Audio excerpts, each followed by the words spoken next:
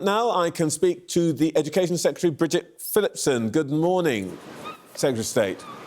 Hello, good morning.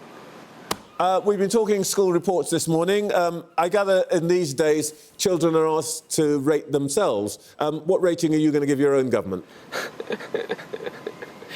That's a tough one. I'm not the biggest fan of doing it in that way. Look, I think we've done some great things. But anyway, I'm going to ask you anyway. No.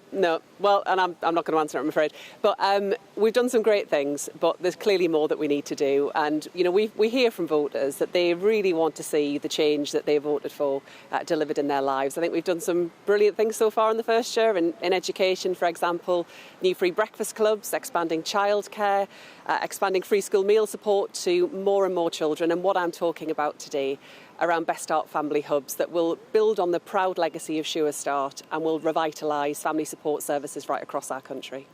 All right, well, look, I know, I gather you don't want to give yourself a grade out. I don't know why, but anyway. But you could at least say whether you would agree with what appeared on so many school reports that I remember could do better. Yeah, of course we could. I mean, you know, government has its ups and downs. We haven't got everything right. I think there's clearly things that we need to consider, particularly from the last week in particular. But we are driving forward change in so many areas that would simply not come with a Conservative or Reform government. So take what I'm setting out today, £500 million of investment to bring together family support services with health services and making sure that parents get more support at the earliest point in their child's life. I said when I became Education Secretary that early years would be my number one priority, and I'm delivering on that. Is there more to do? Absolutely, I'd be the first to acknowledge that. OK, well, let's talk about what you might have to do. After your surrender this week on welfare benefits, Chancellor is £5 billion short to keep our education metaphor going. This is maths class. She's £5 billion short on the calculations she made on the spending review. She is going to have to raise taxes, isn't she? Look, as you'll appreciate, these are matters for the Chancellor to set out at the budget. But yes, you know, that's a political judgment. The decision that we've taken in the last, the decision we've taken in the last week has come at a cost. Yes, and the fiscal rules that we have matter. They matter in terms of economic stability and providing that strong basis for growth. We are seeing green shoots. Of course, we see record levels of business confidence. We see more jobs being created and we've seen interest rates come down. So those are all big and important changes. But absolutely, getting growth going is the biggest way that we can make sure that we do seek to break that link that we've seen in the past around tax and spend. And what I am not hearing you say is what you have been saying to me for the last couple of years, that there will be no tax rises on working people. We take our manifesto commitment seriously, of course we do, around making sure that working people are better off. That's something we've been focused on right across government. It's why, you know, with free school meals expansion, parents on universal credit will see £500 per child per year, that money back in their pocket. It's why we're cutting uniform costs. It's why we're expanding new free breakfast clubs. It's why parents will save £7,500 a year with our childcare expansion in the early years. So they are all designed to make working people better off. But issues of tax policy, wider fiscal choices, you will appreciate are matters for the Chancellor to take together as a package at the next budget. Oh, well, I'll give it one last go. One option for that budget would be increases in taxes, either on businesses or on incomes, or possibly, as Lord Kinnock suggested this morning, on wealth. There could be tax rises. I'm the Education Secretary, not the Chancellor. I'm afraid it's more than my job's worth to come on your show and speculate on what the decisions that the Chancellor may or may not take at a future fiscal event. There will be a budget in the usual way, and that's where she will set out our priorities at that point. We've, of course, just already had a spending review, and at that spending review have invested in transport infrastructure to get our economy moving, to support business growth and development, including in places like the North and the Midlands. We're investing more in education, more in skills, more support for our young people. Those will make a real difference. But future events, that's for another day.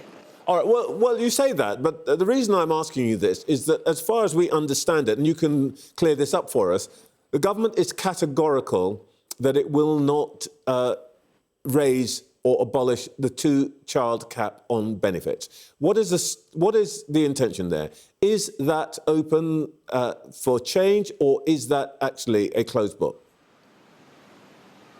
So together with the Work and Pensions Secretary Liz Kendall, I'm leading the Child Poverty Task Force, and what we're looking at is every way that we can lift more children out of poverty. It is the moral mission of this Labour government to make sure that where you're from doesn't determine what you can go on to achieve. And too many children in our country right now grow up in poverty, and we're determined to change that. But we're not waiting around for that. We've already expanded free school meals eligibility.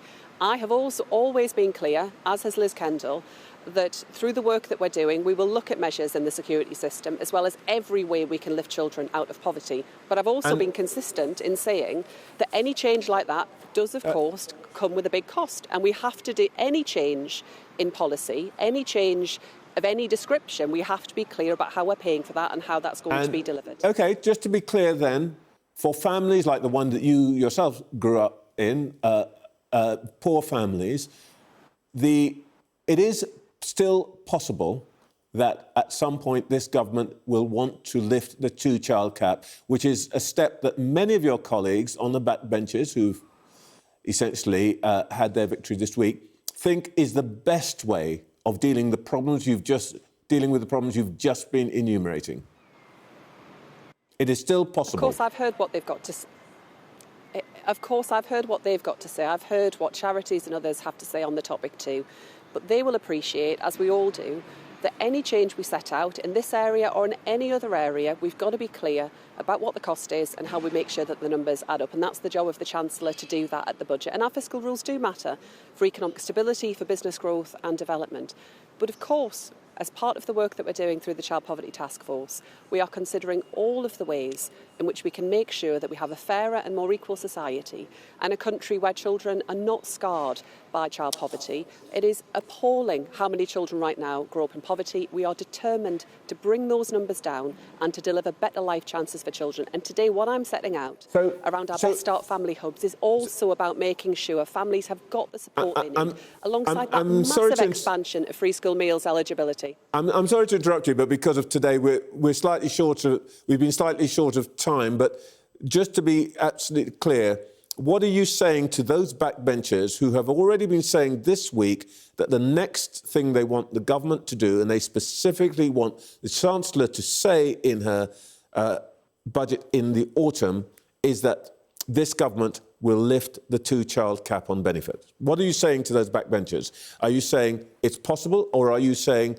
look, this just you've shot that one, it's not possible, we don't have the money?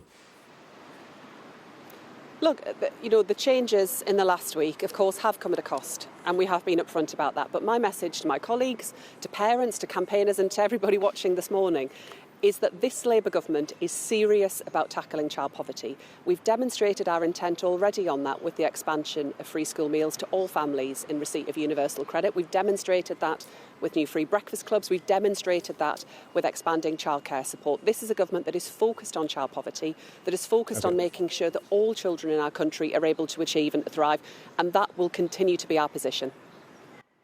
Just very quickly, 20 seconds so we've got. Are you being kept awake at night by the threat of a Corbyn-led party?